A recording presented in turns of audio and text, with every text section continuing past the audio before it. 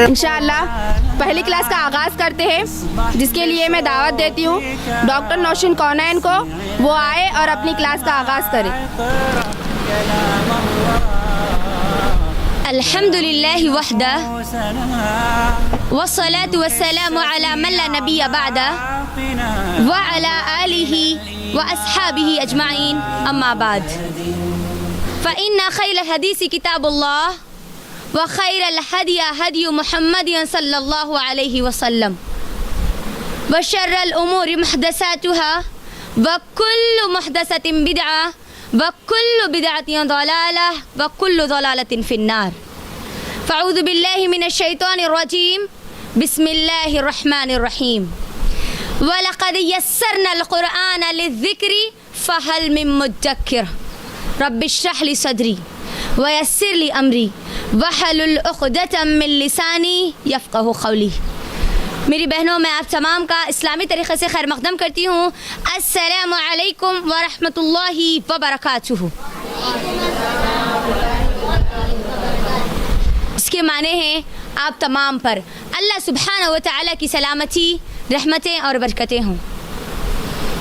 मेरी बहनों, अल्हम्दुलिल्लाह सुम्मा अल्हम्दुलिल्लाह, अल्लाह के फ़ज़्ल व करम से मैं और आप एक बेहतरीन बाबरकत फ़जीलत वाले महीने में दाखिल हो चुके, अल्हम्दुलिल्लाह। जैसा कि आप तमाम लोगों को बताया गया था कि इंशाअल्लाह IEC इस्लामिक एजुकेशन सेंटर की जानिब से आप तमाम लोगों के लिए फ़र्स्ट रमज़ान से लेकर 20 रमज़ान तक, यानी पहले रमज़ान से लेकर 20 रमज़ान तक क़ुरआन की तफसीर की क्लासेस और इसी तरह ख़वातीन के मसाइल के क्लासेस इंशाअल्लाह आपके दरमियान रखी जाएंगी। मेरी बहनों, मैं आज की क्लास शुरू करने से पहले, क्योंकि आज की क्लास हमारे आने वाली 20 दिनों के इंट्रोडक्शन की क्लास है, इंट्रोडक्शन का इंट्रोडक्शन इंशाअल्लाह आज आपके दरमियान रखा जाएगा इंशाअल्लाह। मैं इस इंट्रोडक्शन को शुरू करने से पहले आप तमाम लोगों का इंशाअल्लाह तारुफ लूँगी, उसके बाद इंशाअल्लाह मैं अपने उन्वान की तरफ आगे बढ़ूँगी, हमारी तफसीर के क्लासेस की तरफ मैं आगे बढ़ूँगी इंशाअल्लाह। तो सबसे पहली चीज़ इस क्लास के लिए आप तमाम लोग जिन बातों का आप सबको ख्याल रखना है वो ये है कि जब हम कुरान की तफसीर का मुताल्ला यहाँ पर करने वाले हैं तो आप सब अपने साथ एक कुरान की मुसहफ़ लेकर आएँ, ताकि जब भी हम कुरान को पढ़ें तो उस पर नज़र भी अपनी डालें। क्योंकि सिर्फ सुनने से वो असर नहीं होगा जो सुनने और देखने से होगा। एक कुरान की मुसहफ़ के साथ साथ अपने साथ एक नोटबुक और पेन भी रखें, एक बेहतरीन बुक अपने साथ रखें और आप तमाम के दरमियान रखे जाने वाली जो भी क्लासेस इंशाअल्लाह उन तमाम क्लासेस को नोट करें, ताकि आपकी ज़िंदगी में आने वाले तमाम दौर में ये किताब आपके साथ रहे और आपकी रहनुमाई करने वाली बने इंशाअल्लाह। तो मैं इस क्लास का इंट्रोडक्शन देने से पहले आप सबका इंट्रोडक्शन, आप सबका तारुफ लूँगी। आप सब यहाँ पर मौजूद है, माशाअल्लाह एक अच्छी तादाद मेरे सामने मौजूद है। आप सब अपना अपना नाम, अपना प्रोफेशन, यानी आप हाउसवाइफ है, टीचर है या स्टूडेंट है, ये और कहाँ से आए हैं, ये 3 चीज़ें इंशाअल्लाह बताएंगे। उसके बाद ही मैं आगे बढ़ूँगी। तो हम शुरुआत करते हैं मेरे राइट हैंड से। हर कोई अपना अपना नाम, अपना प्रोफेशन और कहाँ से आए, ये 3 चीज़ें इंशाल्लाह बताकर आगे बढ़ते जाएं। जल्दी से क्विकली इंशाल्लाह हम हर एक का इंट्रोडक्शन लेंगे, उसके बाद इंशाल्लाह हम आज की क्लास की तरफ आगे बढ़ेंगे इंशाल्लाह। जी, अस्सलाम वालेकुम रहमतुल्लाहि व बरकातुहू। मेरा नाम ज़ुनैना है, मैं स्टूडेंट हूँ 10th क्लास, अल्हम्दुलिल्लाह पास और नाटो नगर जी, अल्हम्दुलिल्लाह। अल्लाह के फजल करम से मैंने जो आपका इंट्रोडक्शन लिया, इसका मकसद क्या है वो भी मैं आपको बताती चलूँ। अल्लाह का ही फजल अल्हम्दुलिल्लाह कि आज हमारे दरमियान बहुत सारे स्टूडेंट्स हैं अल्हम्दुलिल्लाह, बहुत सारे हाउसवाइफ्स है, डॉक्टर भी है माशाअल्लाह, टीचर भी है माशाअल्लाह। मेरी बहनों, आज मैंने आपका जो इंट्रोडक्शन लिया है वो ये जानने के लिए ताकि हर एक को ये पता चले कि आपके आजू बाजू बैठने वाला आपका साथी कौन है, कहाँ से है और उनका नाम क्या है। ये तो एक मुख्तसर सा तारुफ आप सबका था। अब मैं आती हूँ आज की हमारी इस क्लास की तरफ। ये 20 रोज़ा जो वर्कशॉप होने जा रहा है माशाअल्लाह अल्लाह ही के फजलो करम से, मैं आप तमाम के इल्म में ये बात बताती चलूँ कि ये 20 रोज़ा तफसीर की क्लासेस, तफासीर की किताबें, तफसीर इब्न कसीर, तहसीलुल कुरान, अहसनुल बयान जो कुरान की बहुत आसान तफसीर है, इन 3 तफासीर की किताबों से ली गई है। आप तमाम लोग जो भी बातें यहाँ पर बयान की जाएगी उन तमाम की तमाम चीज़ों को नोट करेंगे, क्योंकि मैं आखिर में जो बात आपको बोलने वाली हूँ वो बात से आपको अंदाज़ा हो जाएगा कि हमारे लिए क्यों हर चीज़ को नोट करना अहम और इम्पोर्टेंट है।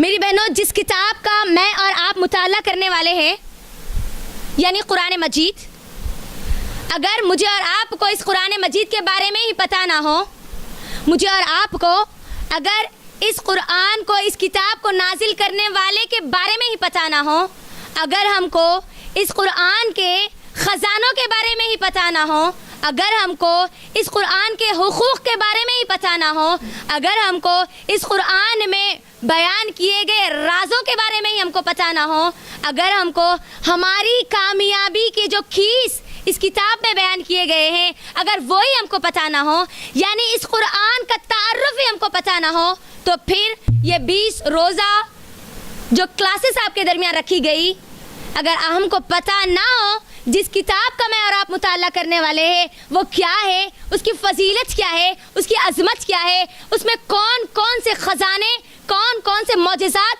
अल्लाह सुब्हाना व तआला ने रखे हैं, अगर हमको यही पता ना हो तो फिर ये 20 दिन आना, ज्वाइन होना, अटेंड करना, इन क्लासेस को कोई हमको फ़ायदा नहीं देगा। तो इसके लिए आज की जो इंट्रोडक्शन की जो क्लास रखी गई, इस इंट्रोडक्शन क्लास में हम सब कुरान का मुख्तसर सा तारुफ देखेंगे, जिस किताब का मैं और आप मुताला करने वाले हैं इंशाअल्लाह, जिसकी तफसीर मैं और आप देखने वाले हैं, और इस किताब को नाजिल करने वाले अल्लाह सुब्हानहू व तआला की ज़ात का थोड़ा सा मुख्तसर सा तारुफ देखेंगे इंशाअल्लाह। इस कुरान की जो अज़मतें इंशाअल्लाह उसका थोड़ा सा मुताला करेंगे, इस कुरान के जो हुकूक़ हैं इंशाअल्लाह उसका थोड़ा सा मुताला करेंगे, फिर उसके बाद इंशाअल्लाह हम हमारी क्लास को इस आगे बढ़ाएंगे इंशाअल्लाह। तो मेरी बहनों, मुझे आप सब बताइए कि अल्लाह सुब्हानहू व तआला ने कुरान मजीद में सबसे पहला हुक्म क्या दिया? कुरान का सबसे पहला हुक्म क्या है? आज जी ये क्लास में प्लीज़ ये एक एहतियात ज़रूर करें, मैं अगर कुछ भी पूछूं तो प्लीज़ जवाब देने की कोशिश करें। क्यों? क्योंकि हम यहाँ पर अब इल्म हासिल करने के लिए बैठे हैं। याद रखना, अगर हम इल्म हासिल करने में शर्मा गए तो फिर मैं और आप इल्म हासिल करने वाले नहीं बन सकते। तो कोशिश करना जवाब देने की। ये मत सोचना कि मैं अगर जवाब नहीं दूंगी या मैं गलत जवाब दे दूंगी तो क्या हो रहा, क्या होगा। कुछ जवाब नहीं देने से बेहतर है कि कुछ जवाब दिया जाए, चाहे वो गलत ही क्यों ना हो। ठीक है, इस बात को याद रखें। हम तौलिब इल्म है माशाअल्लाह। अब इस वक्त अल्लाह ने सबसे पहला हुक्म क्या नाजिल किया कुरान में? सूरतुल अलक़ की 5 इब्तिदाई आयतें। इक़रा बिस्मि रब्बिकल्लज़ी ख़लक़, ख़लक़ल इंसान बिल अलक़, इक़रा व रब्बुकल अकरम, अल्लज़ी अल्लमा बिल क़लम, अल्लमल इंसान मा लम यअलम। अल्लाह सुब्हानहू व तआला जब इक़रा कहता है मेरी बहनों, तो उसका मतलब क्या है? पढ़ो, इल्म हासिल करो, नॉलेज को गेन करो, एजुकेशन हासिल करो। अब आप गौर करो, इसी आयत में, ये जो पहली आयत है जो नाजिल की, इसमें अल्लाह ने 2 बार एक ही बात को दोहराया। 5 आयतें भेजी और उसमें 2 चीज़ को बार बार बोला। इक़रा, इक़रा पढ़ो, किसके नाम से? रब्बिकल्लज़ी ख़लक़, अपने रब के नाम से। यानी इस दुनिया में अब जितना एजुकेशन है, जितना नॉलेज है, वो सब किसने भेजा? किसने दिया?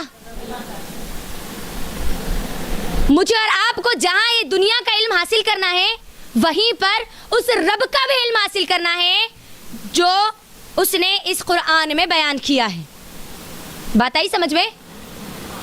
और अब यहाँ पर पढ़ो अगर बोला गया तो क्या सिर्फ स्टूडेंट्स को बोला गया? अल्लाह ने क्या यहाँ पर इंडिकेट किया कि सिर्फ बच्चे पढ़े, शादीशुदा या गैर शादीशुदा पढ़े? आंसर आना मुझे। हर इंसान को, चाहे वो मुस्लिम हो गैर मुस्लिम हो कोई भी हो, पढ़ो। अल्लाह का सबसे पहला हुक्म है इल्म हासिल करो। अब वहीं पर देखो नबी सल्लल्लाहु अलैहि वसल्लम की वो मशहूर हदीस, हम सब जानते हैं उस हदीस को, तलबुल इल्मी फरीदतुन अला कुल्ली मुस्लिम। जानते हैं ना हम? हर एक पर, हर मुसलमान पर इल्म हासिल करना क्या है? फर्ज है, वाजिब नहीं है, सुन्नत नहीं है, क्या है? फर्ज है। अल्लाहु अकबर। मुसलमान पर, हर मर्द और औरत। अब वो औरत की उम्र यहाँ पर नहीं बतलाया गया, गौर से समझने की कोशिश करना। और आज की क्लास अगर आपने समझ लिया ना तो फिर आने वाली जो 19 दिन की क्लासेस है ना वो आपके लिए बहुत आसान हो जाएगी। वो मज़ा, वो लुत्फ आपको ज़रूर मिलेगा जो हमको मिलना चाहिए कुरान के पढ़ने और समझने से, इंशाल्लाह वो ज़रूर मिलेगा अगर आज की क्लास आप समझ ले तो। अब यहाँ पर इल्म का हासिल है किसके ऊपर फ़र्ज किया गया? सिर्फ स्टूडेंट्स पर, सिर्फ स्टूडेंट्स पर, हर इंसान पर, मर्द और औरत। इस आयत में अल्लाह ताला ने कहा क्या? नबी सल्लल्लाहु अलैहि वसल्लम ने क्या कहा इस हदीस में? हर मुसलमान मर्द और औरत पर, चाहे वो गैर शादीशुदा हो, चाहे वो शादीशुदा हो, चाहे वो 10 बच्चों की अम्मा बन चुके हो, चाहे उनके बच्चे जवान हो चुके हो, चाहे वो बुढ़ापे की किसी भी उम्र में हो, उन पर क्या फर्ज क्या कर दिया गया? इल्म को हासिल करना। क्यों मेरी बहनों, जानते हैं कभी अल्लाह सुब्हानहू व तआला ने सबसे पहला हुक्म इल्म का क्यों दिया होगा? क्योंकि इल्म वो एक ऐसी रोशनी है जो आपको अंधेरों के गढ़ों से निकालकर उजाले के रेगिस्तान में लेकर आती है। इल्म एक ऐसा उजाला है जो आपको बतलाता है कि आपको करना क्या है और क्या नहीं करना है। आपके सामने आने वाले हर मसाले को हल करने के लिए जो उजाला, जो रोशनी, जो नूर आपका साथ देगी वो है इल्म। इसीलिए अल्लाह ने क्या कहा कुरान में? बार बार अल्लाह ने इल्म वाले और बगैर इल्म वालों का अल्लाह ने तस्करा किया। इल्म वाले और बगैर इल्म वाले कभी भी बराबर अल्लाह ने कहा। इल्म वालों का मकाम अल्लाह ने बतला दिया, जो इल्म नहीं रखते उनका भी मकाम अल्लाह ने बतला दिया। तो अब बात क्या पता चली? अल्लाह इल्म के बारे में बहुत ज़्यादा मुझे और आपको फोकस करता है, बोलता है कि इसके ऊपर तवज्जो करो।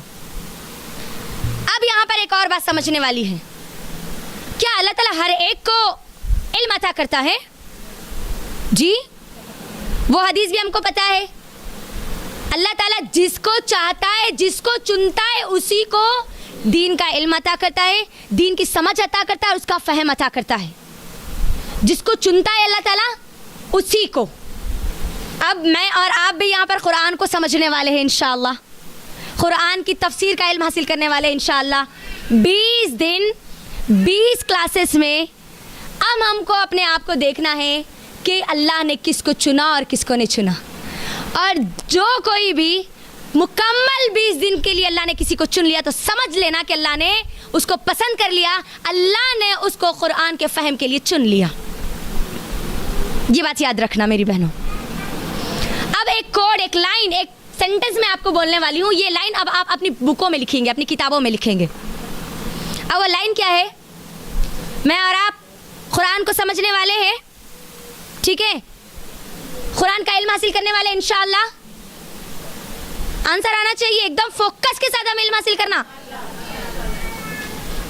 तो अब ये जो इल्म हासिल करने की जो जुस्तजू है, जो कोशिश है, अगर इस कोशिश के दौरान, इन क्लासेस के दौरान अगर आपकी थकान आपको क्लासेस से रोक दे, आपके घर का काम आपको अगर क्लासेस से रोक दे, आपके रिश्तेदार अगर आपको क्लासेस से रोक दे, आपकी कोई मसरूफियत अगर आपको आपके इस क्लासेस से रोक दे, आपकी कोई कमी, कोई कोताही, कोई कमज़ोरी अगर आपको इन क्लासेस से रोक दे, तो अब ये जो लाइन मैं आपको बोलने वाली हूँ, ये लाइन अपने पेज के फर्स्ट पेज पे लिख लेना।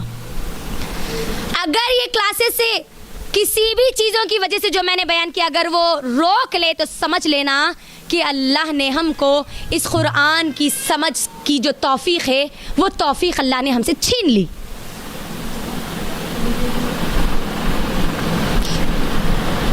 क्यों? क्योंकि ये कुरान का इल्म, ये कुरान से वाबस्तगी अल्लाह हर किसी को अता नहीं करता। कोई भी दिन अगर ये ख्याल डाले वो शैतान जो कि अभी बन चुका है, जो दिल का जो शैतान है, अब हम खुद जो शैतान बन जाते हैं, अगर हम अपने आप को कभी इन क्लासेस से, कुरान की तफसीर के क्लासेस से अगर रोक ले तो समझ लेना कि अल्लाह ने हमसे इस कुरान को समझने की तौफीक अल्लाह ने हमसे छीन लिया। ये बात याद रखना, क्योंकि ये अल्लाह का सबसे महबूब इल्म है, बहुत अजीम इल्म है, सबसे ज़्यादा अजीम इल्म है। और अल्लाह ताला ऐसे वैसे लोगों को इस कुरान का इल्म अता इसकी समझ अता, इससे वाबस्तगी नहीं करते। अब याद रखें मेरी बहनों, अब शुरू होती है, ये तो तमहीद थी जो मैं आपके दरमियान रख रही थी। मुझे बताएं मैं और आप किस महीने में हैं? अल्लाह अकबर, पहला दिन है, थोड़ा तो ज़ोर से बोलो। रमज़ानुल मुबारक का महीना। कुरान किस महीने में नाजिल हुई? शहरु रमज़ान अल्लज़ी उन्ज़िला फ़ीहिल कुरान। अच्छा, क्यों नाजिल हुई?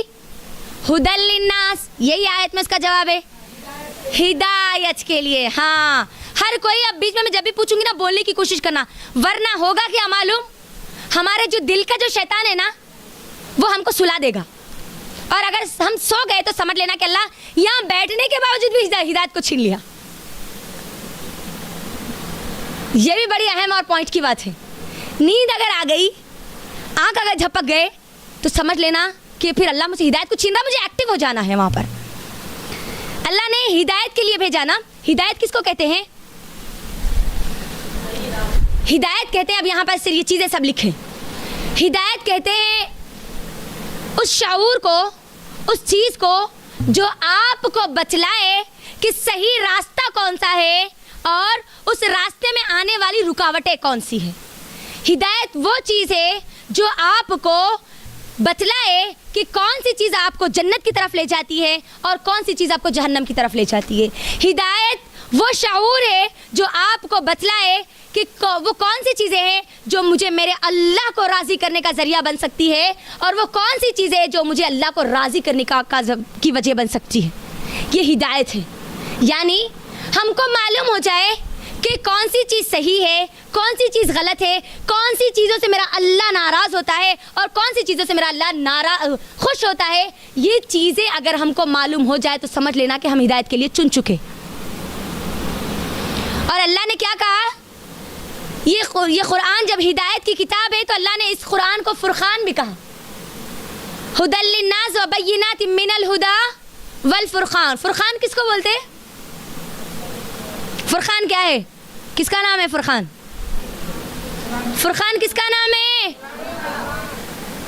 मेरे ससुरे, आपके ससुरों का नाम नहीं है, किसका नाम है? कुरान का नाम है।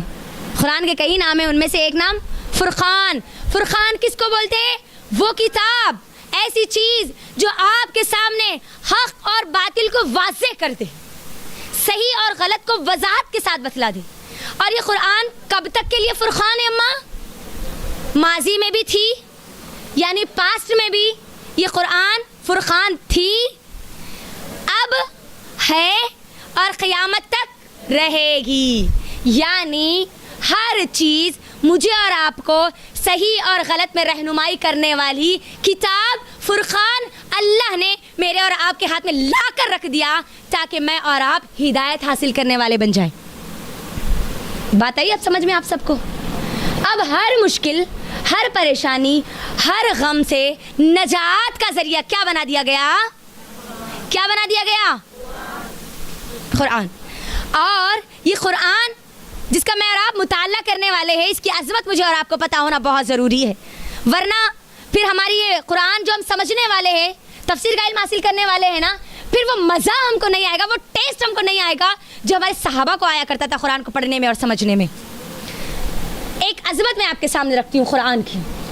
कुरान की एक बेहतरीन अज़मत है कि जो चीज़ इससे जुड़ जाती है अल्लाह उसके मकाम को, उसके मर्तबे को बुलंद कर देते हैं। बोलो तो अज़मत क्या है?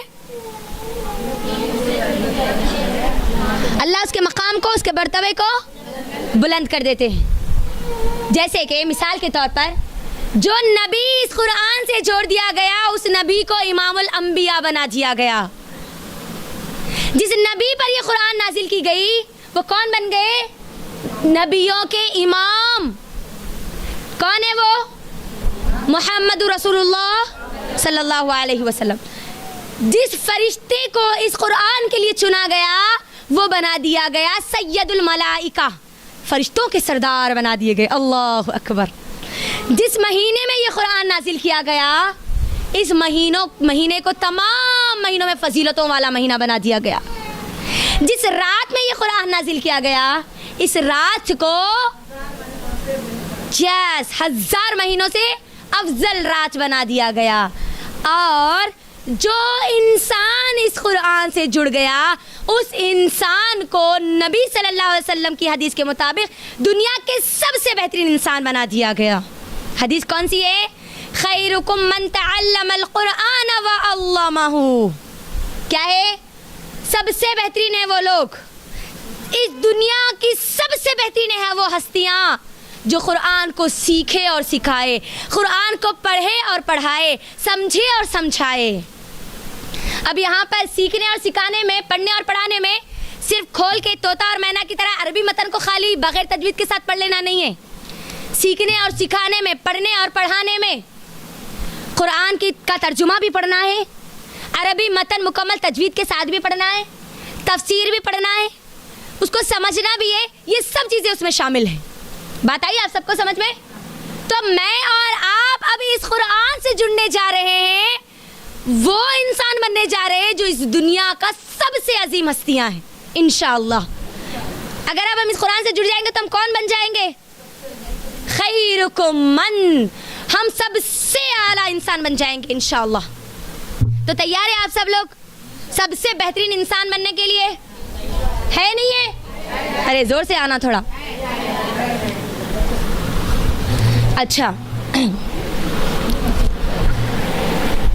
ज़मीन और आसमान में सबसे ज़्यादा मुकाम उस इंसान का हो जाता है जो इस कुरान से जुड़ जाता है। अब कुरान की एक और अजमत, अल्लाह ने आसमानी किताबें नाजिल की, सहीफ़े भी अल्लाह ने नाजिल किए। 4 मशहूर आसमानी किताबें मशहूर है और इब्राहिम और मूसा अलैहिस्सलाम के सहीफ़े बहुत ज़्यादा मशहूर है। 4 कौन सी किताबें ज़रा बोलो?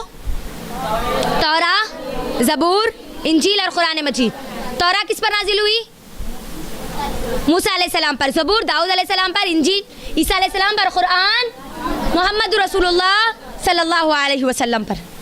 कुरान की ये अज़मत है मेरी बहनों कि अल्लाह ने कोई आसमानी किताब की हिफाजत की जिम्मेदारी नहीं ली सिवाय कुरान के। ये कुरान की अज़मत है। अब अभी तक कुरान की अल्लाह ने हिफाजत की जिम्मेदारी ली और क़यामत तक अल्लाह इस कुरान की हिफाजत की जिम्मेदारी लेगा। चाहे इस कुरान को मिटाने के लिए पूरी दुनिया एक प्लेटफॉर्म पर आ जाए, चाहे पूरे दुश्मन इस्लाम अपनी पूरी एड़ी चोटी का जोर लगा दे, तब भी वो कुरान का एक ज़बर और ज़ेर भी बदलने वाले हैं। अब मैं और आप उस कुरान से जुड़ने जा रहे हैं, उस किताब से का इल्म हासिल करने जा रहे हैं जो हर एक के लिए चैलेंज बन चुकी है। अब अल्लाह अकबर, चैलेंज वाली किताब से जुड़ रहे हैं मैं और आप। अल्लाह अकबर, ये बहुत बड़ी चीज़ है, याद रखना। अब मेरी बहनों यहाँ पर उसकी जो अज़मत है कुरान की ये कि इस दुनिया में सबसे ज़्यादा पढ़ी जाने वाली किताब कौन सी है? इस दुनिया की सबसे ज़्यादा पढ़ी जाने वाली किताब कुरान है। लेकिन अफसोस, सदा अफसोस, जहाँ कुरान की अज़मत है कि उसको सबसे ज़्यादा पढ़ा जाता है, वहीं पर इंसान की कमज़ोरी, इंसान की कोताही, इंसान की कमी की वजह से सबसे ज़्यादा बग़ैर समझे जाने वाली किताब भी कौन सी है? कुरान ही है। आज हमको कुरान हम आज नहीं समझने की वजह से, सिर्फ तोता और मैना की तरह रस्मी तौर पर समझ लेने की वजह से, इस कुरान में अल्लाह ने जिस ज़ात का सबसे ज़्यादा जिक्र किया, आज उस ज़ात से आज हम महरूम हैं, इसके तारुफ से महरूम हैं। इस कुरान, इस किताब कि जो अल्लाह सुब्हानहू व तआला ने मुझ पर और आप पर हुकूक रखे, उस हुकूक से आज हम महरूम हैं तोता और मैना की तरह पढ़ लेने की वजह से। आज हम कुरान को तर्जुमा और तफसीर की नहीं पढ़ने की वजह से इस कुरान में मौजूद वो ख़जाने, वो कुरान के राज़ों से आज हम महरूम हैं। इस कुरान में जो कामयाबी के जो राज मुझे और आपको बताए गए, जो सक्सेस ऑफ कीज़ मुझे बताए गए, वो सक्सेस ऑफ कीज़ से आज हम महरूम हैं। क्यों? कुरान को नहीं समझ के पढ़ने की वजह से। अब मैं और आप इंशाअल्लाह कुरान को समझ कर पढ़ेंगे। तफसीर इसीलिए तो रखी गई ताकि मैं और आप कुरान को समझे, उस पर गौर व फिक्र करें, उस पर तदब्बुर करें। मेरी बहनों, इस कुरान में सबसे ज़्यादा किस ज़ात के बारे में तारुफ दिया गया जानती है? ये कुरान को भेजने का मकसद क्या था? अल्लाह रब्बुल आलमीन का तारुफ हर एक को बतलाना। इस दुनिया में रहने वाले हर इंसान को अल्लाह का तारुफ बतलाना था इस कुरान का मकसद। क्यों? क्योंकि इंसानियत अल्लाह को भूल चुकी थी, अल्लाह के साथ किसी और को शरीक कर चुकी थी। अल्लाह की जगह 360 बुतों को वो ला चुके थे। तो 360 बुतों को हटाकर एक अल्लाह सुब्हानहू व तआला, अकेले अल्लाह सुब्हानहू व तआला की इबादत बतलाने के लिए कुरान भेजा गया। अब मैं और आप अल्लाह का तारुफ जानने के लिए मुझे और आपको अपने आप को अल्लाह की बनाई हुई जो तख्लीक है, मखलूक है, उससे अपने आप को कंपेयर करना होगा मेरी बहनों। अब मैं आपको इंशाल्लाह एक छोटा सा डेमो इंशाल्लाह दूंगी। हम अपने आप को कंपेयर करेंगे अल्लाह की मखलूक से, फिर पता चलेगा मेरा और आपका रब कौन है, मेरा और आपका मालिक अल्लाह सुब्हानहू व तआला कौन है। मैं आपको यहाँ पर इंशाल्लाह कुछ स्क्रीन पे कुछ फोटोज, पिक्चर्स बताऊंगी ताकि उससे हमको पता चले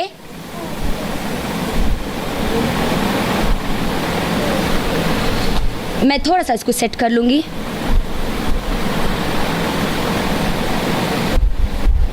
अब पता चलेगा हमको कि कौन है अल्लाह सुब्हानहू व तआला। छोटा सा डेमो आज हम देखेंगे आज इंशाअल्लाह।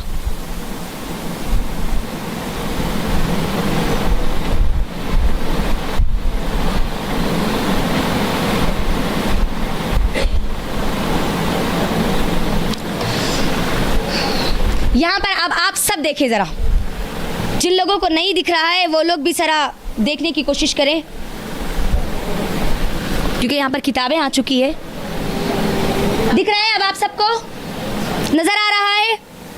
अब मुझे और आपको अल्लाह सुब्हानहू व तआला का तारुफ जानने के लिए छोटा सा जो डेमो मुझे और आपको देखना है वो ये है। ये अल्लाह की एक छोटी सी मखलूक है ना, फ़ोन। यहाँ पर 2 फ़ोन है।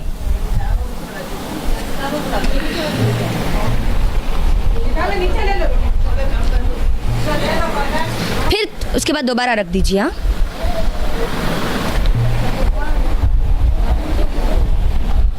आ रहा है? आप सबको दिख रहा है, नजर आ रहा है? हमको अपने आप को कंपेयर करना है अल्लाह सुब्हानहू व तआला की तमाम मखलूक़ात से, तभी हमको पता चलेगा कि मैं और आप कौन है और मेरा और आपका रब अल्लाह कौन है।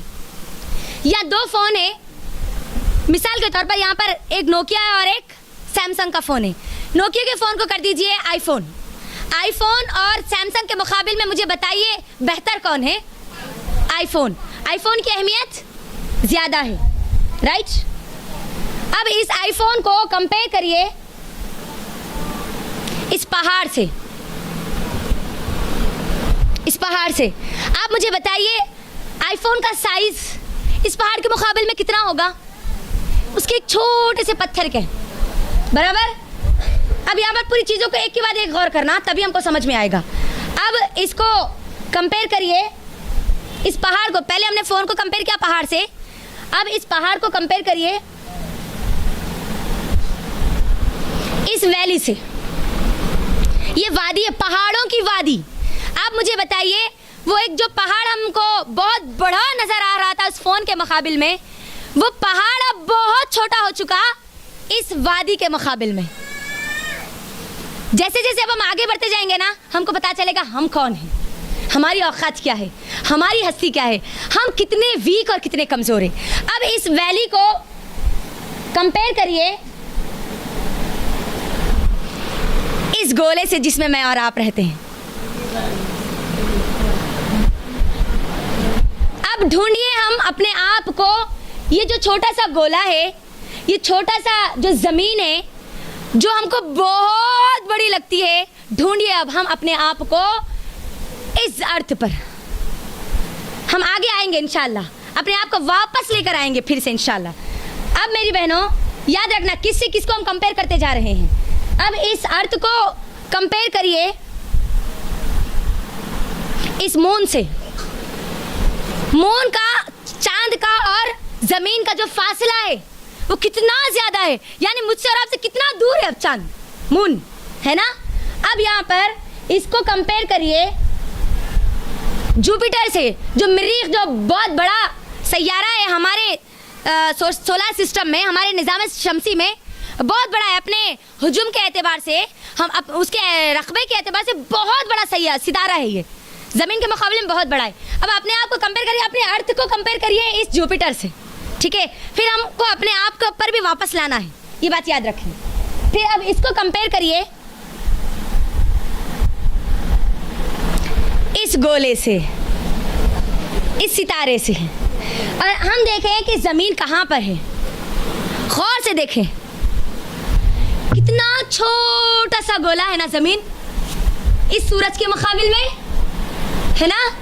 कई ज़मीनें समा सकती है इस गोले के अंदर, इस सूरज के अंदर। अब इस सूरज का कंपेयर करें। अब अच्छा ठीक है, हम यहाँ से अब अपने आप को वापस लाते हैं। ये इतना बड़ा सितारा जो मेरे और आपके सोलर सिस्टम का सितारा है, हम यहाँ पर कहाँ है, इस ज़मीन पर है, ठीक है। हम कहाँ पर है, ये जो छोटा सा गोला दिख रहा ना, एकदम छोटा सा। अब इस ज़मीन पर ढूंढिए हम अपने आप को, इस ज़मीन पर ढूंढिए एशिया को। ज़मीन पर किसको ढूंढना है, एशिया में ढूंढिए अब इंडिया को, इंडिया में ढूंढिए तेलंगाना को, तेलंगाना में ढूंढिए निज़ामाबाद को, निज़ामाबाद में ढूंढिए खुज्जा कॉलोनी को, और खुज्जा कॉलोनी में ढूंढिए इस घर को, और इस घर में ढूंढिए इस हॉल को, जिस हॉल में मैं और आप बैठे हुए।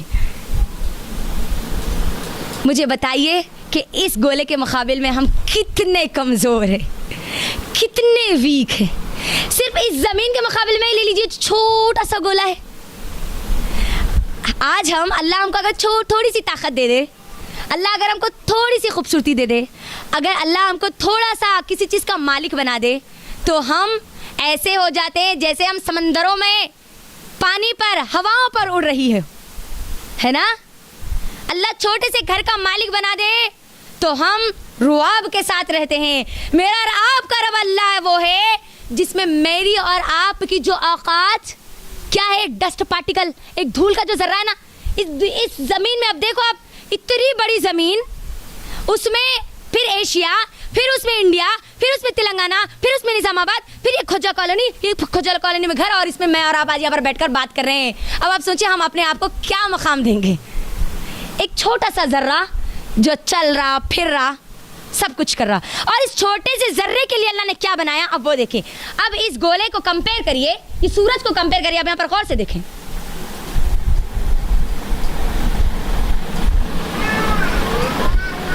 इस सितारे को, ये जो सितारा है अर्काटस, ये वो सितारा है जिसमें 16,000 हमारे सूरज मिलकर ये एक सितारा बनता है। कितने? 16,000 सन, हमारा जो सन है ना, वो सन मिलकर क्या बनता, यानी अब इसके अंदर 16,000 सन है। अब इसको कंपेयर करें हमारे सूरज से, अब इसको कंपेयर करें, अब इससे कंपेयर करें। यहाँ पर अब ये देखें मेरी बहनों, ये है हमारा सूरज, ठीक है। गौर से देखें, ये है हमारा सूरज, और इसके पास एक डॉट नजर आ रहा, देखो आपको, गौर से देखें आप भी और आप भी, एक डॉट दिख रहा ना, वो डॉट है हमारी ज़मीन। क्या है वो? ज़मीन में है मैं और आप। अब ढूंढिए अपने आप को उस ज़मीन में। अल्लाह अकबर। अब ये जो 16,000 सितारों वाला जो सितारा था ना, अब उसको कंपेयर करिए इस गैलेक्सी से। कई ट्रिलियंस ऑफ 16,000 सितारों के अर्काटस, ये जो सितारा है, कई मिलियंस और ट्रिलियंस मिलकर एक गैलेक्सी बनती है, कहकशां बनती है। इस कहकशां में ढूंढिए हमारे से सोलर सिस्टम को, आप ढूंढ लीजिए। ज़मीन छोड़ दीजिए, अपने आप को छोड़ दीजिए, हमारे सोलर सिस्टम को ढूंढ लीजिए। अब इसको कंपेयर करिए इससे।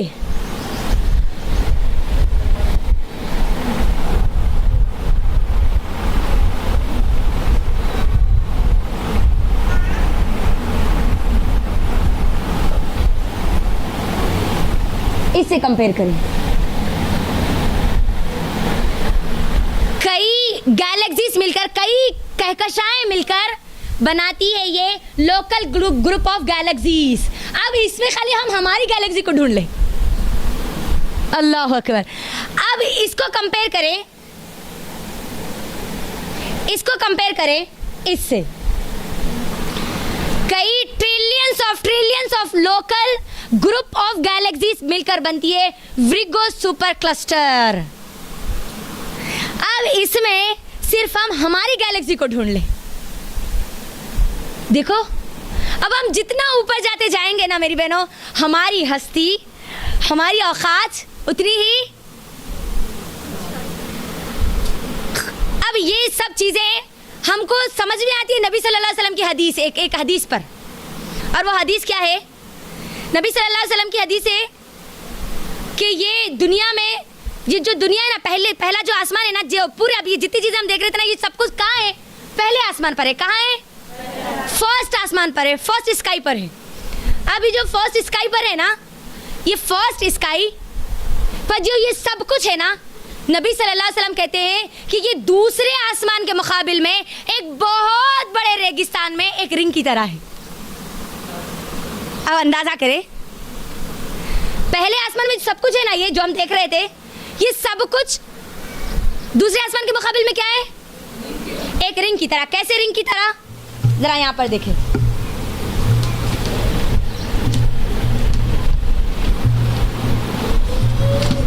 ये एक रेगिस्तान है, ठीक है, बहुत बड़ा रेगिस्तान, उसमें एक छोटी सी अंगूठी। क्या है? नबी सल्लल्लाहु क्या बोले? ये पूरा जो पहला आसमान जो मैं आप देख रहे थे ना, छोटी सी जो रिसर्च जो आज की इंसानों ने की है, वो सब कुछ पहले आसमान दूसरे आसमान के मुकाबले में क्या है? एक छोटा सा रिंग। अब दूसरा आसमान जो बहुत बड़ा, इतना बड़ा रेगिस्तान है, वो रेगिस्तान तीसरे आसमान के मुकाबले में एक छोटा सा रिंग है। वो तीसरा आसमान चौथे आसमान के मुकाबले में एक बहुत बड़े डिजर्ट में, बहुत बड़े रेगिस्तान में एक रिंग की तरह है। वो चौथा आसमान पांचवें आसमान के मुकाबले में फिर रिंग की तरह है। वो पांचवा आसमान फिर छठवें आसमान के मुकाबले में वो रिंग की तरह है। फिर वो छठवां आसमान सातवें आसमान के मुकाबले में वो रिंग की तरह है। फिर वो सातवें आसमान पर जो अल्लाह का अर्श है, वो अर्श पर जो कुर्सी है, अल्लाह के पैर रखने की जगह है, वो एक बड़े रेगिस्तान में एक कुर्सी, एक रिंग की तरह है। अल्लाह अकबर। अब अंदाजा करें, वहाँ अर्श पर मेरा और आपका रब अल्लाह है। अल्लाह अकबर। कौन है मेरा और आपका रब? अल्लाह। किसकी मैं और आप किताब का मुताला करने वाले हैं अब? जिसका तारुफ हम अब देख रहे थे। अब आप अल्लाह देखो, अल्लाह ताला ने इतना सब कुछ बनाया ना, हम आप अपने आप को गौर करें, हम अपने आप को ढूंढना मुश्किल है ना। जो अभी हम इतना जो छोटा सा जो डेमो आपके सामने पेश किया गया उसमें, हाँ मुश्किल है ना कि आसान है? सब बोलना मुश्किल है ना। अब मेरी बहनों, जरा यहाँ पर अब ये समझने की कोशिश करना, ये पूरी दुनिया अल्लाह ने किसके लिए बनाई? ये डस्ट पार्टिकल के लिए अल्लाह ने बनाई। ये जो धूल का छोटा सा जर्रा है ना, मैं और आप, उसके लिए अल्लाह ने ये पूरी दुनिया बनाई। मेरा और आपका रब अल्लाह वो है जो पूरी की पूरी दुनिया की बादशाहत रखने वाला है। अल्लाह अकबर। पूरी की पूरी बादशाहत। अब अंदाजा करें मेरा और आपका रब अल्लाह कौन है। अल्लाह अकबर। हम उस अल्लाह की नाफरमानी करते हैं, हम उस अल्लाह की किताब को आज छोड़ देते हैं, हम उस अल्लाह की जो बातें मेरे और आपके सामने है ना, उस पर आज हम गौर फिक्र नहीं करते। गौर करो, उसी अल्लाह की किताब का मैं और आप इंशाअल्लाह मुताला करने वाले। कौन है अल्लाह? हुवल्लाहुल्लज़ी ला इलाहा इल्ला हु। कोई जात माबूद नहीं है सिवाय अल्लाह सुब्हानहू व तआला के। वो है मेरा और आपका रब अल्लाह। अल मलिक। अल्लाह कौन है? अल मलिक, मालिक है अल्लाह, जिसके हाथ में पूरी बादशाहत है। अल खुद्दूस, प्योर है अल्लाह सुब्हानहू व तआला, पाक है मेरा और आपका रब। अस्सलाम, सलामती वाला है, परफेक्ट है मेरा और आपका रब। अल मुतकब्बिर, तकब्बुर वाला मेरा और आपका रब, तकब्बुर सिर्फ अल्लाह की चादर है। अल्लाह ने जो छोटी सी, अब हम डस्ट पार्टिकल जो है ना, छोटा सा जर्रा जिसको आज हम अपने आप को देख रहे थे, अब गौर करें कि हम कितने वीक है, कितने कमज़ोर है, क्या है मेरी और आपकी औकात अब ये पूरी कायनात के सामने। अल्लाह ने लेकिन उसी को क्या किया, इतना ऊंचा मकाम दिया कि अशरफुल मखलूक़ात अल्लाह ने बनाया, और उसी को अल्लाह ने अपनी सबसे अजीम किताब अल्लाह ने उसको अता की, इंसानों को अता की। तो अल्लाह सुब्हानहू तआला कौन है? मुतकब्बिर है। तकब्बुर सिर्फ अल्लाह की चादर है। जब कोई भी अल्लाह की चादर पर कोई हाथ डालने की कोशिश करेगा, अल्लाह उसको निस्तनाबूद कर देगा। तकब्बुर कोई नहीं कर सकता। गुरूर ये सिर्फ अल्लाह को सूट करता है, उसके अलावा किसी को सूट नहीं करता। अल जब्बार है अल्लाह। अल्लाह जब हुक्म देता है तो हर एक को सुनना ही पड़ता है, और हर एक पर अल्लाह का हुक्म चलता है। और रज़्ज़ाक़, अल्लाह राज़िक़ है। मेरा और आपका रब कौन है? ये मैं और आप किसकी किताब का मुताला करने वाले हैं? जो रज़्ज़ाक़ है, जो रिज़्क़ देने वाला है। मेरा रब कौन है जानती है? वो जो बड़े बड़े पहाड़, जो वैली आज हम देख रहे थे, नहीं इतने बड़े जो कहकशाएं हम देखे, इतने बड़े गैलेक्सी, उतने बड़े बड़े गैलेक्सी में हमारी छोटी सी ज़मीन कहाँ है हमको पता नहीं है, ढूंढना मुश्किल है हमारे लिए। उसमें बड़े बड़े जो पहाड़, वो तो फिर मुश्किल ही नहीं, नामुमकिन है। फिर अब उसके बाद एक बड़े बड़ी चट्टानें, वो बड़ी बड़ी चट्टानों के अंदर, छोटे छोटे पत्थरों के अंदर रहने वाले छोटे छोटे जो कीड़े हैं ना, उनको रिस्क देने वाला कौन है? अल्लाह अकबर। तो क्या अल्लाह इस ज़मीन पर चलने फिरने वाले इंसानों को रिस्क नहीं देगा? जिस रिस्क के लिए हम इस किताब को छोड़ देते हैं, जिस रिस्क को हासिल करने के लिए अल्लाह को कलाम को पढ़ना हम छोड़ देते हैं, वो अल्लाह छोटे से रेंगने वाले, बगैर बोलने वाले, उसकी ज़बान को कोई समझने वाला ना हो सिवाय अल्लाह के, उसको अल्लाह रिस्क देता तो क्या मुझे और आपको नहीं देगा? अब यहाँ से अपने दिमाग में ये फिक्र को हटा दीजिए कि मुझे रिस्क को ढूंढना है, अल्लाह दे देगा। जब हम किस किताब को अगर जुड़ जाएंगे ना, अल्लाह का वादा है। बात आई समझ में आप सबको? अब ये जितनी भी चीज़ें मैं आपके दरमियान रख रही थी ना, अल्लाह सूरह हदीद में कहता है युसब्बिहु लहू मा फिस समावाति व मा फिल अर्द। अब ये बात याद रखें, मैंने ये जो सब चीज़ें आपके दरमियान रखी है ना, उसका मकसद असल ये आयत है सूरह हदीद की। युसब्बिहु, ये अब जितनी चीज़ें कायनात में हम जो देख रहे थे ना, वो सब के सब तारीफ बयान करते हैं, जिक्र करते हैं किसका? और अगर कोई मखलूक अल्लाह की जिक्र से नाफरमानी करती है तो वो कौन है? इंसान। पूरे प्रिंसिपल जो अल्लाह ने बनाए हैं, पूरी कायनात के जो उसूल बनाए हैं, वो पूरी कायनात उसके उसूलों के मुताबिक चल रही है। लेकिन अगर कोई बिगड़ा हुआ है तो वो सिर्फ इंसान है।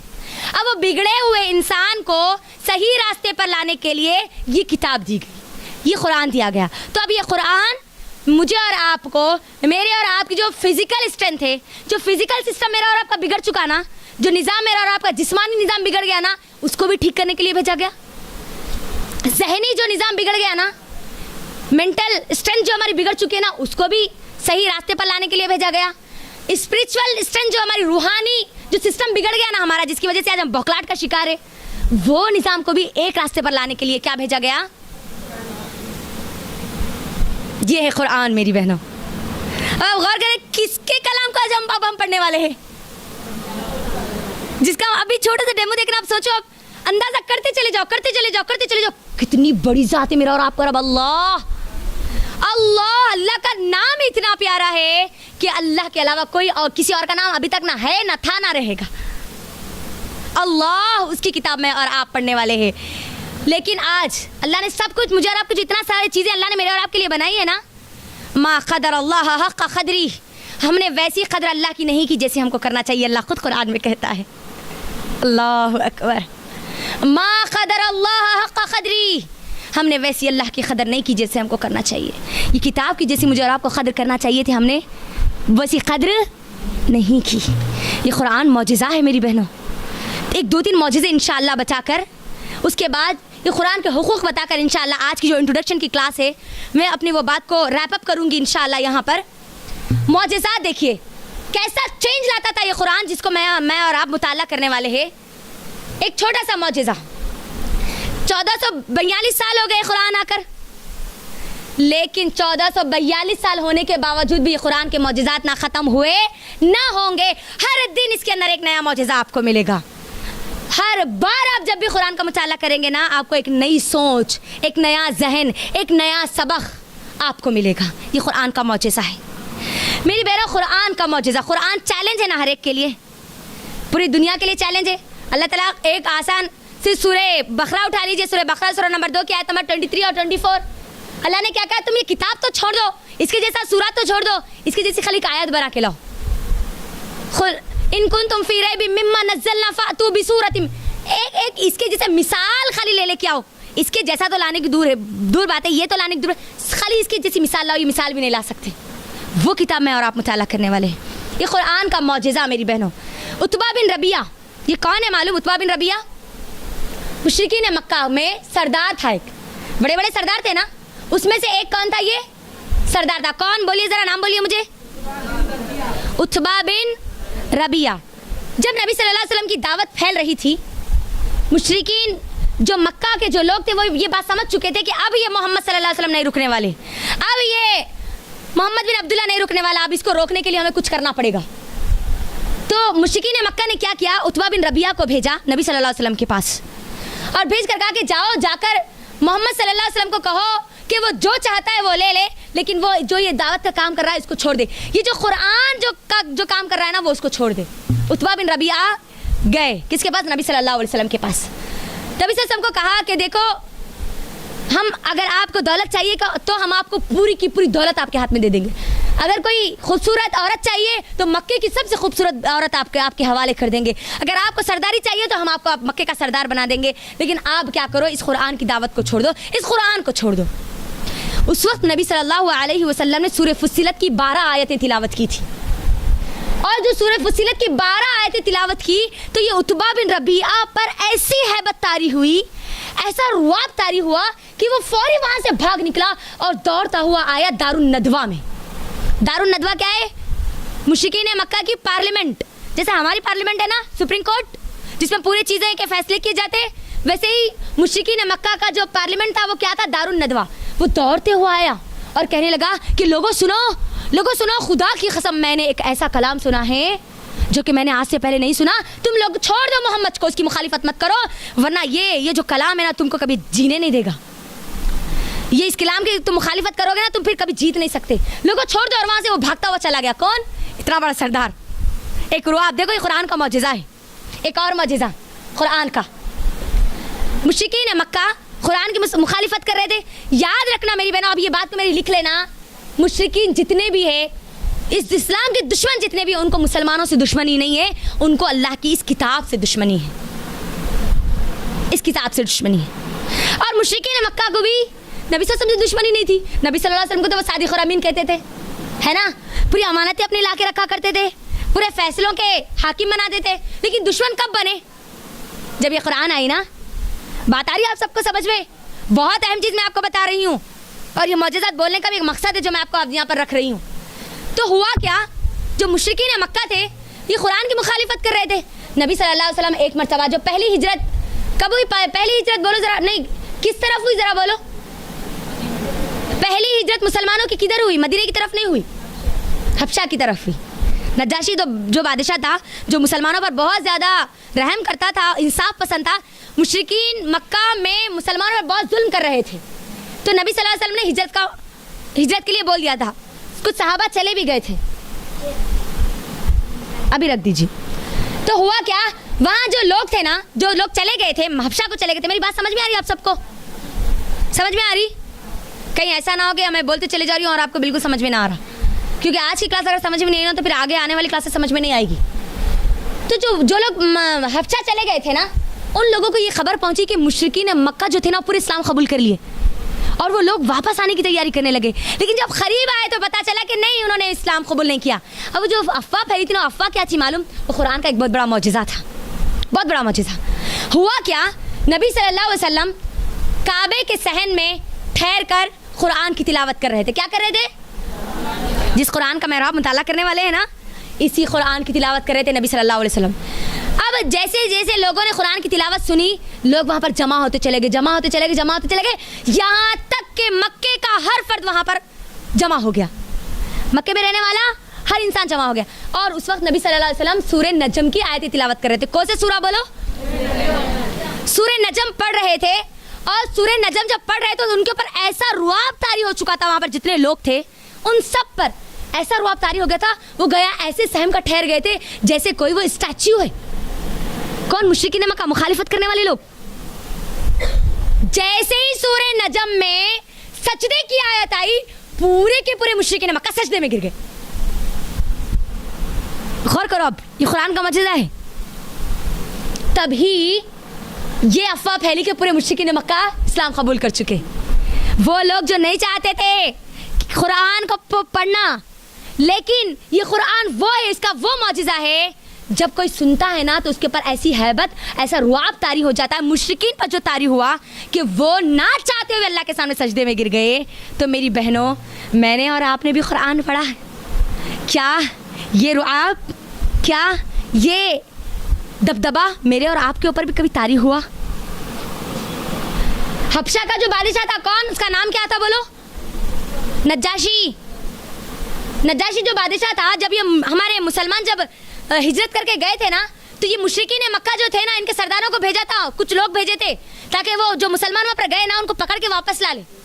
जब ये लोग जो मुशरिकीन मक्का के जो लोग गए ना वहाँ पर मुसलमानों को पकड़ कर लाने के लिए, वहाँ पर यासिर रज़ी अल्लाह तआला अन्हु ने उस नज्जाशी बादशाह के सामने सूरह मरियम की तिलावत की थी, सूरह मरियम की तिलावत की थी। और उस सूरह मरियम की तिलावतों ने ऐसा रुआब उस नज्जाशी बादशाह पर डाला कि वो जब कुरान को पढ़ता, तो जब वो कुरान को सिर्फ सुनता पढ़ता नहीं, हमारे सहाबा उस वक्त पढ़ रहे थे, यासिर रज़ी अल्लाह तआला पढ़ रहे थे, तो उस बादशाह के आंखों से आंसू निकलने लगे। और उस बादशाह ने कहा उन मुशरिकीन मक्का के लोगों, सुनो, ए मुशरिकीन मक्का सुनो, अब तो मैं तुम्हें एक सोने के पहाड़ के मुकाबिल में मैं तुमको इनके तुम्हारे हवाले नहीं करूँगा। यानी ये जो लोग हैं ना, अब मेरे लिए सोने के पहाड़ से भी ज़्यादा अहम रखते, अब मैं तुम्हें उनको नहीं दूंगा। अल्लाह अकबर। देखो कैसा मौजिज़ा हुआ। वो नजाशी बादशाह के दिल में अल्लाह ने कैसा डाल दिया रुआब। क्या वो रुआब मेरे और आपके दिल में नहीं आ सकता? जिस कलाम को मैं और आप पढ़ने वाले हैं, याद रखना, अगर पढ़ने के बाद भी अगर तब्दीली नहीं आई तो समझ लेना कि फिर मैंने और आपने उसका हक अदा नहीं किया। जब हक अदा करते हैं तो तब आता है वो दबदबा, तब आती है वो सोच, तब आता है वो मंजर जो मौजिज़ात की शक्ल में होता है। और यकीनन आज भी कुरान कई लोगों के लिए मौजिज़ा है।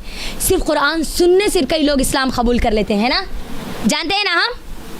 तो मैं और आप जिस किताब को पढ़ने वाले हैं, उस किताब के बारे में हमने देखा, ये किताब क्या है हमने देखा आज, उसके तारुफ के तौर पर अल्लाह का तारुफ एक डेमो के ज़रिए हमने देखा कि हम क्या है और हमारा रब कौन है। इतनी बड़ी आलिशान कायनात जिसने बनाई है वो है मेरा और आपका रब अल्लाह। और मुझे और आपके लिए अल्लाह ने ये पूरी कायनात बनाई, मेरे और आपके लिए बनाई अल्लाह ने ये पूरी कायनात। जब मेरा आप अपने आप को भी नहीं ढूंढ रहे थे ना, वो कायनात को अल्लाह ने मेरे और आपके लिए बनाई। ये बात याद रखना, ये पॉइंट को याद रखना। तो अब ये कुरान के हुकूक क्या है इंशाल्लाह सरसरी तौर पर इंशाल्लाह मैं बता दूंगी, क्योंकि दूसरा दर्स भी आपके दरमियान रखे जाने वाला है। मैं नहीं चाहती कि पहले दिन ही मैं आप सबका वक्त ले लूँ, क्योंकि क्लास हमारी 11:30 को शुरू हुई थी। तो इंशाल्लाह हमारा पहला हर क्लास के लिए कम से कम 1 घंटा लिया जाएगा, कम अज़ कम, ताकि जो असल जो मकसद है हमारा वो मकसद पूरा हो जाए। तब कुरान से जो जिससे मैं और आप जुड़ने वाले हैं ना, उसके कुछ हुकूक़ है मुझे और आपको अदा करने हैं, और वह हक़ अदा नहीं करेंगे ना तो फिर मैं और मेरे और आपकी जो 20 दिन के क्लासेस हैं ना वो फ़ायदा नहीं देंगे। पहला हक़ कुरान का, उस पर ईमान लाना। क्या है पहला हक़? सब बोलिए, ईमान लाना। हर चीज़ पर, हर बात पर ईमान लाना। जो भी वाक़या बयान किया गया ना, चाहे वो जन्नत के बारे में हो, चाहे वो जहन्नम के बारे में हो, चाहे वो मुश्रिकीन के बारे में, चाहे वो मुनाफिकों के बारे में, चाहे वो मुसलमानों के बारे में हो, किसी भी इंसान के बारे में मुझे और आपको ईमान लाना है। ये पहला हक़ है कुरान का। दूसरा हक़ है इसको पढ़ना। क्या करना? सब बोलो ज़रा। नींद तो नहीं आ रही ना किसी को भी?